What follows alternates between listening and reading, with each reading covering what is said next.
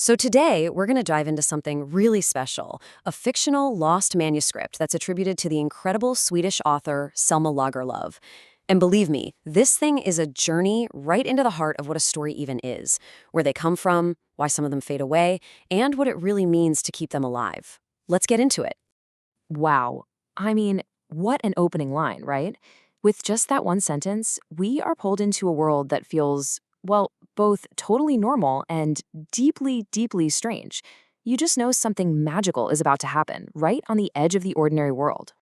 Okay, so this is where our story really kicks off. We start with a famous author, living out her last years in peace. But that quiet, predictable world, it's about to be completely turned upside down by a call, a whisper from a place she never, ever knew existed. So let's meet our narrator, Selma Lagerlöf, as she's presented in the manuscript. She's 74 years old, a world-renowned author, and she's back at her childhood home. But something's not quite right. She's restless. She feels the full weight of her years, which she calls the tired gold of her life.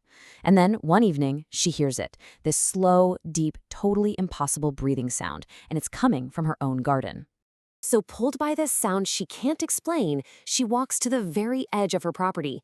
You know, that perfect line where her neat, tidy garden meets the untamed forest. And right there, where there's never been anything before, she finds a gate.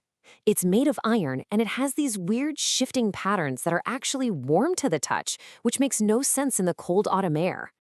And right here, at this impossible doorway, she asks herself the question that every hero in every story eventually has to ask. Do you play it safe and go back to the life you know? Or do you take a breath and step into the great unknown? And she makes her choice.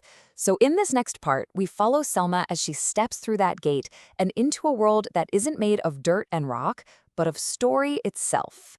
So what is this place? Well, one of the people she meets inside gives this absolutely beautiful poetic description. The Night Garden isn't a spot on a map. It's a realm that exists in the spaces between everything and everything else. It's basically the source, the wellspring of all stories, where truth and dreams all come together. And this garden is a living, breathing ecosystem. It's filled with these things called story trees, and each tree embodies a different kind of story. You know, one for epic quests, another for quiet love stories. And these trees are cared for by gardeners, who were all storytellers in our world once. Watching over all of them is this ancient being they just call the keeper.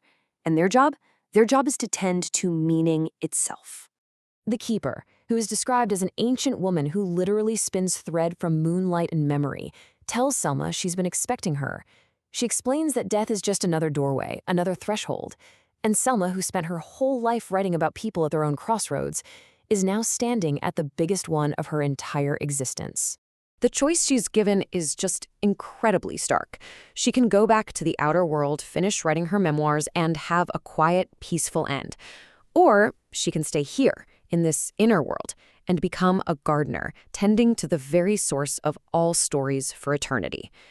It's a known ending versus an unknown eternal purpose. She chooses the garden. So, Selma has chosen her new path. And now we get to find out what it really means to be a gardener, to take on this incredible job of tending to meaning. Okay, one of the first skills she learns is this amazing art of grafting, which is just the perfect metaphor for how storytelling works. A gardener can take a branch from a super old story, say a legend from 1,000 years ago, and graft it onto a brand new sapling that grew from a kid's dream. The two merge, they become one, and something totally new and stronger is born. It gives old tales a new life, and new ideas get deep, ancient roots. Hey, she is not alone in this work. The other gardeners are all storytellers from all over time and from different cultures. You've got Oren from medieval Ireland, Evelyn from 19th century Sweden, and Zephaniah, whose origins are a mystery, who tends to stories of prophecy. It's this timeless, universal community all devoted to the art of narrative. And pretty soon, Selma finds her own special place in the garden. She's drawn to this one particular tree, the one that grows stories of hard grace. These aren't tales about easy forgiveness. They're about finding meaning through struggle and suffering. And it's just this profound echo of the exact themes she wrote about her entire life. She realizes she's found the one part of the garden that was always meant for her. But, you know, even an eternal place like this isn't completely safe. A sickness starts to spread.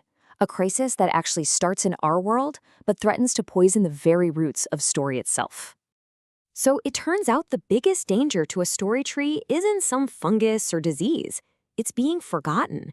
When the stories a tree holds are no longer told, no longer remembered by people in the outer world, it starts to wither and die, from the roots right up to the leaves. Think of it like this. A healthy tree has roots that are deeply connected to everything else in the garden, and they're fed every time someone in our world retells one of its stories. But sick roots get cut off, isolated. They're starved by being forgotten, and the tree just withers away.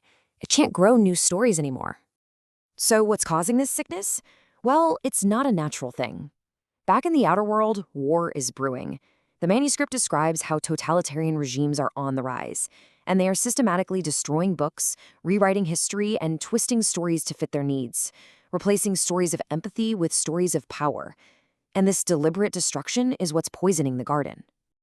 And that brings us to the story's really powerful conclusion, where Selma has to face this crisis head-on and figure out the real purpose of her eternal work.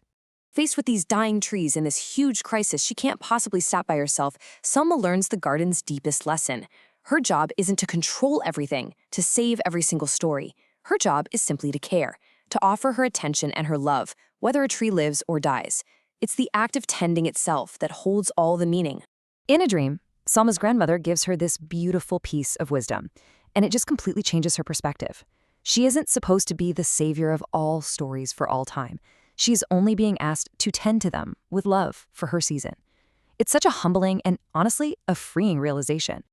And so the manuscript leaves us with this final, really important question that kind of turns the whole metaphor back onto us.